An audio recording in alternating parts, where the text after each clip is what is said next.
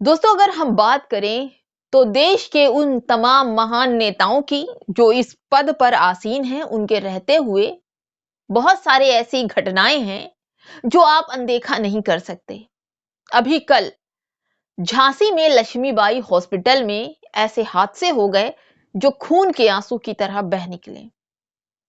10 बच्चे उस सरकारी अस्पताल में बेदर्दी से मौत के घाट उतर गए, जलकर खाक हो गए। माँ बाप बिलखते रहे, चिल्लाते रहे, तड़पते रहे, लेकिन सरकारी व्यवस्थाएं जो हैं वो ठीक नहीं हो सकती।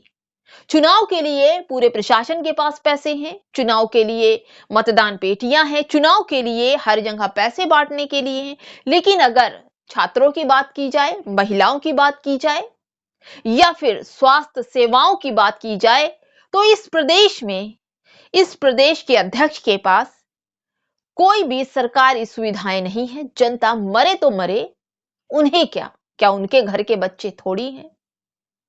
पूरी खबर बताऊंगी इसी वीडियो में कि कैसे कब क्या हुआ।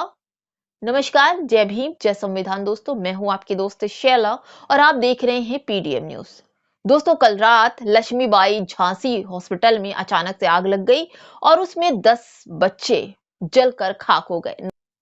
तो कई साल पुराना हॉस्पिटल है और जिस सुविधाएं की बात की जा रही थी, क्योंकि जो पीड़ित हैं वो लोग ये समझकर इस हॉस्पिटल में आते हैं कि हम पैसे खर्च कर रहे हैं, हमारे मरीज की तीमारदारी होगी, क्योंकि जो मुंह मांगा अंधा पैसा मेडिकल में है कि जो डॉक्टर दवाएं लिख के देता है, जो डॉक्टर ट्रीटमेंट लिख के देता है, जो डॉक्टर बाहर से भी दवाएं लिखता है और ये कहता है कि आप जो है हमारे ही मेडिकल शॉप से दवाएं लीजिए, और जो टेस्ट लिख के देता है वो कहता है कि हमारे ही थ्रू जाकर आप फला जगह टेस्ट करवाइए, क्योंकि हर जगह उनका कमीशन होता है।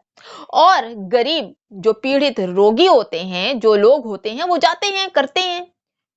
भाई, हम तो नहीं देख सकते कि मेडिकल में कितने पैसे लगेंगे, पैसे भर भर के लेते हैं, लेकिन अगर सुविधाओं की बात की जाए तो नील बटा सन्नाटा होता है।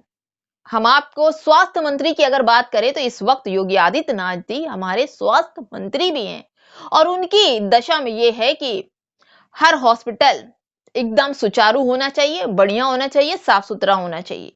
लेकिन कल रात झांसी हॉस्पिटल में जो घटना घटी दोस्तों, वो सोचने पर और हमें आपसे बात करने पर मजबूर करती है।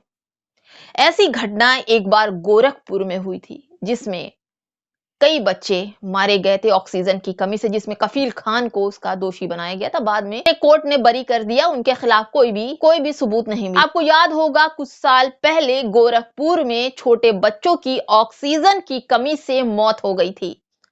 पूरा गोरखपुर बिलख पड़ा था और उसमें मोहरा बनाया गया था कफील खान को। उसके बाद से कफील खान जेल में थे।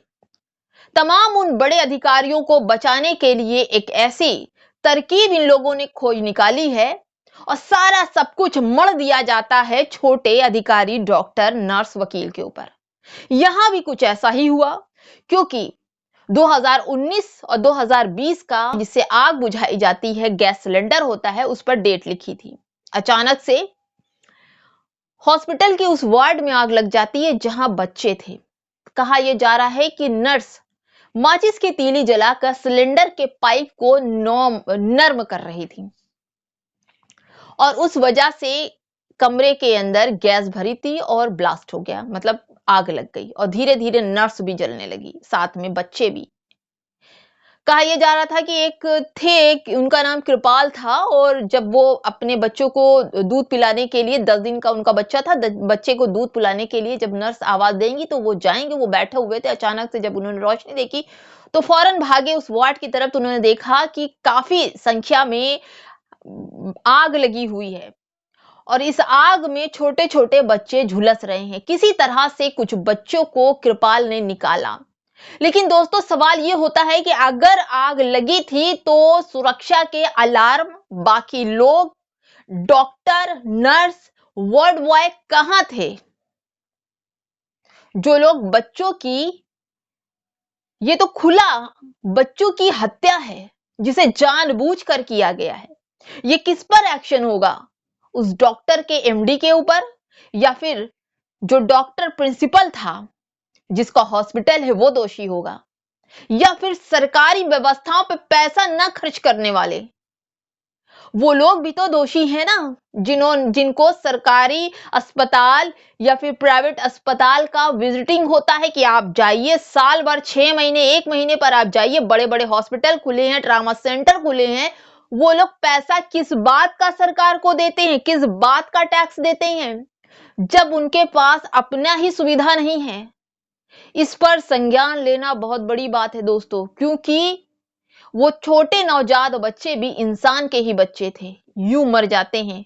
नरेंद्र मोदी जी ने उन बच्चों के लिए 2-2 लाख रुपए मुआवजा दिया है और योगी आदित्यनाथ जी की तरफ से 5-5 लाख रुपए का मुआवजा देने का कहा गया है। साथ ही जो झुलसे हैं या कुछ हुआ है उनको 50-50 हजार रुपए, यही जो पैसा मुआवजा दे रहे हैं, अगर अस्पतालों की कंडीशन को दुरुस्त करने में ये पैसा खर्च किया जाए प्रशासन की तरफ से, तो आज ये गोरखपुर जैसी घटना हो या फिर झांसी जैसी घटना हो, नहीं होने पाए। हर बार आपको ये सोचना होगा दोस्तों कि अगर हम जिस अस्पताल मेडिकल में पैसे दे रहे हैं, क्या वहां पर हमारा मरीज सुरक्षित है? क्या उस अस्पताल को एडिट किया गया है? क्या उस अस्पताल को साल भर में सरकार की तरफ से विजिटिंग है, सरकार उस पर देखभाल करती है?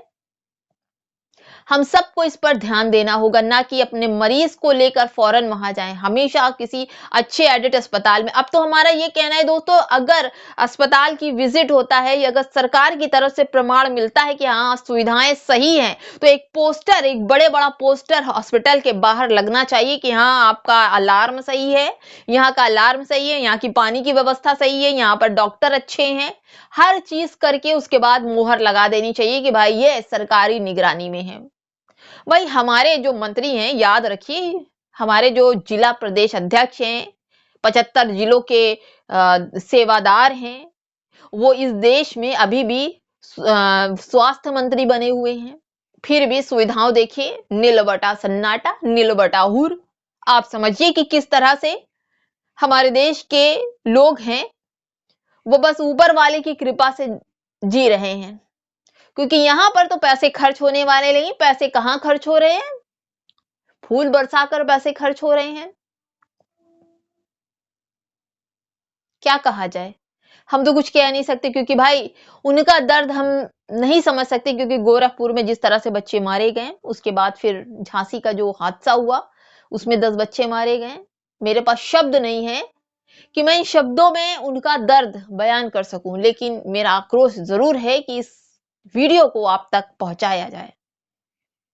चलते हैं दोस्तों, नमस्कार, जय भीम, जय संविधान।